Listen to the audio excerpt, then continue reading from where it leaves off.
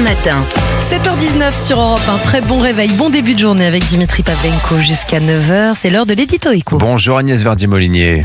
Bonjour Dimitri, bonjour à tous. Agnès, il y a une idée qui monte dans le débat public pour 2027. Supprimer toute référence à un âge légal de départ à la retraite. Et oui, et ce serait une très mauvaise idée. La suppression de l'âge légal, c'est ce que propose par exemple Gabriel Attal, qui dit, je cite, « Le sujet n'est plus de savoir si c'est 62, 63, 64 ans.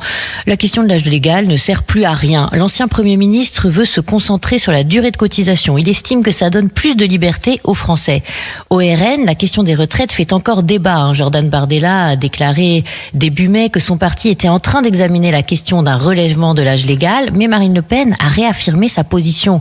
Revenir à 62 ans, voire à 60 ans, avec 40 et 42 années de cotisation. Jordan Bardella a ensuite affirmé, aussi dans la même veine, l'âge légal ne sert à rien, ne veut rien dire. Ce qui compte, c'est la durée de cotisation. Oui, sur le papier, plus d'âge légal, une retraite à la carte en quelque sorte, on partirait à l'âge que l'on souhaite. Bon, ça paraît séduisant quand même. Oui, mais sur le papier seulement. Cette proposition est en fait une diversion pour éviter de mettre à l'ordre du jour un nouveau recul de l'âge légal.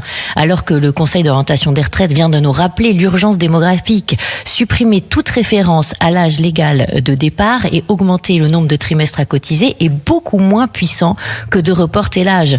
En 2022, on s'en souvient, à la veille de l'adoption de la dernière réforme, aujourd'hui suspendue, le Sénat avait demandé des simulations avec report de l'âge ou accélération de la durée de cotisation et le verdict est sans appel.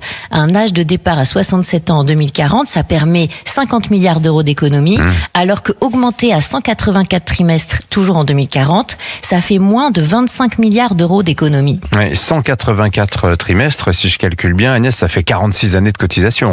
Exact, 46 années de cotisation et la génération 70 qui partira à la retraite en 2040 a commencé à travailler à 21 ans.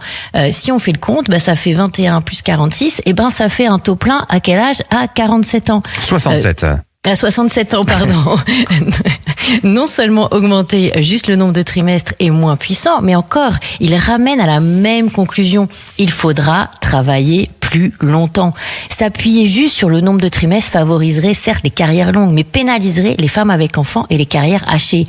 Exemple, les assurés nés en 53 et résidant en France, 13% des femmes ont ainsi liquidé leur pension à 66 ans en 2020, contre 8% des hommes. Donc ça veut dire qu'en fait, il y a plus de femmes qui travaillent plus longtemps. Oui. Alors qu'on sait qu'une des clés est d'inciter les femmes à avoir des enfants.